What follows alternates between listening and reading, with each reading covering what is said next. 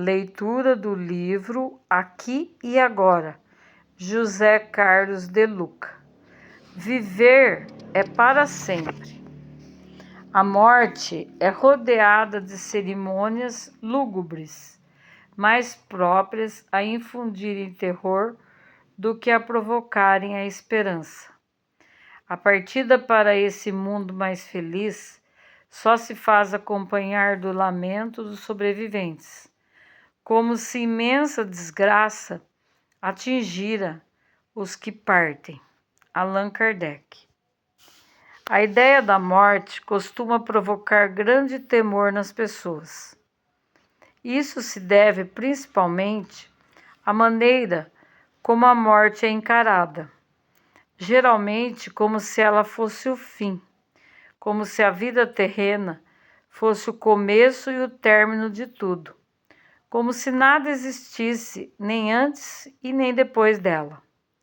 É por isso que os velórios são, via de regra, muito tristes e sombrios, como se uma desgraça tivesse atingido o que partiu e os que ficaram. Não quero dizer que a separação provisória dos nossos entes queridos deve ser celebrada em clima de festa. Evidentemente que não. O momento é de inevitável introspecção. Provavelmente sentiremos um aperto no peito diante da partida do ser querido, mas devemos encarar esse momento como se o estivéssemos acompanhando até o aeroporto para uma longa viagem que ele fará com um distante reencontro.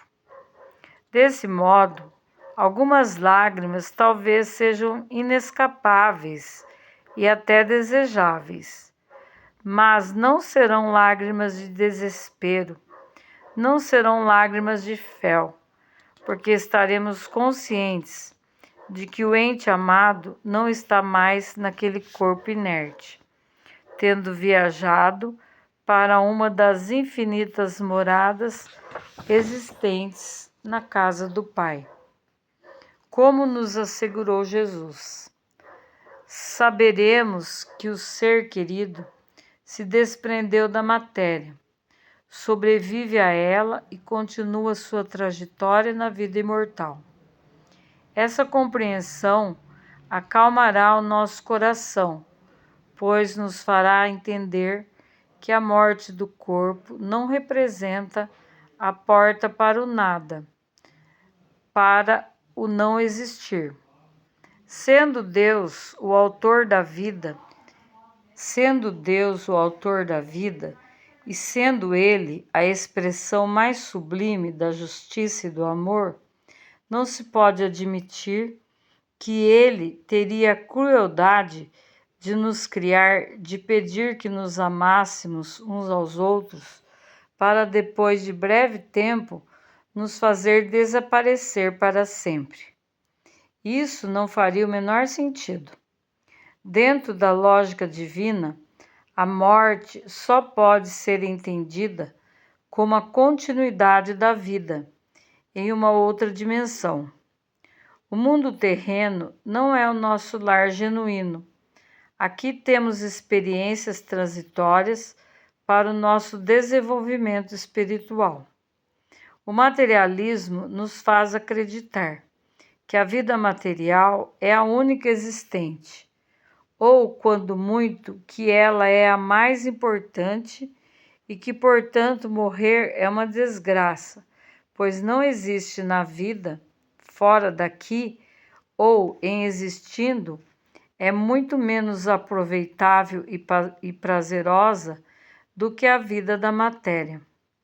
Ora, lê do engano, no mundo espiritual a vida segue plenamente, tendo o espírito a possibilidade de estudar, trabalhar, servir ao próximo, conviver socialmente com familiares e afetos que lá se encontram, ter acesso à cultura e lazer, e com um aproveitamento mais intenso, porque fora da matéria nossa sensibilidade aumenta, nossa percepção cresce, e tudo isso pela simples razão de que a vida jamais cessa, não importando em que morada se encontre o espírito. O materialismo nos faz crer que somos o nosso corpo, quando na verdade somos um espírito que tem um corpo e com ele não se confunde. O corpo é apenas uma vestimenta que o espírito usa enquanto se acha na dimensão material. Terminada a experiência terrestre, o que é da matéria fica na matéria, de modo que o espírito deixa suas vestes por aqui e ingressa na vida espiritual, levando apenas a bagagem das experiências felizes e infelizes, havidas neste plano de existência.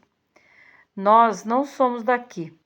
Viemos do mundo espiritual, nosso lar verdadeiro, e para lá sempre voltaremos, até o dia em que não precisarmos mais regressar a esse plano material, em virtude da evolução alcançada. Eis o paradigma da espiritualidade, ao qual precisamos nos ajustar. No túmulo de Allan Kardec, em Paris, foi esculpida uma frase que bem sintetiza a ideia da imortalidade da alma e da transitoriedade da experiência física.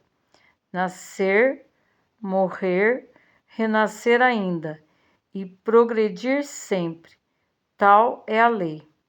Quero registrar alguns pontos para o despertar da nossa consciência sobre o viver e o morrer, segundo o paradigma espiritualista. 1. Lembre-se todos os dias de que estamos de passagem nesse plano terreno.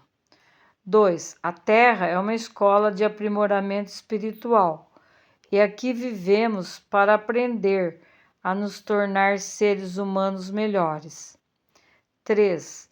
Faça revisões periódicas de como você tem se saído, a fim de evitar decepções na hora do balanço final. 4. Ninguém ficará aqui para sempre. Todos os habitantes do planeta já estão com o bilhete de volta ao mundo espiritual. Aproveite o seu tempo de forma construtiva. Ninguém sabe quando será chamado a retornar. 5. Morrer é apenas voltar para nossa casa.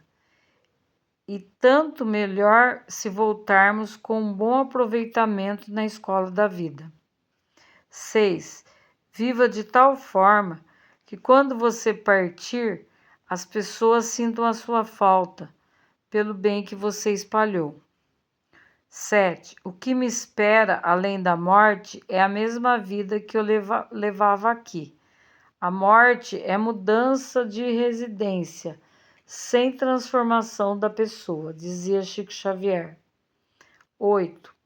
Quando algum afeto se for, não acredite que ele morreu. Apenas o corpo parou de funcionar. O espírito continua na estrada da vida. Fez uma curva que não nos permite vê-lo por ora, mas sabemos que ele continua marchando. Não o trate como morto. O fio da vida não foi cortado. Se você estiver em algum velório, mantenha-se em clima de respeito e de oração. Evite conversas fúteis, colabore para um ambiente de paz e reconforto ao ente querido que partiu. Transmita-lhe pensamento de bom ânimo, gratidão, perdão e afeto. Desnecessário dizer que qualquer tipo de julgamento sobre seus atos seria, no mínimo, grande falta de caridade. 10. A morte é apenas uma passagem para o plano espiritual.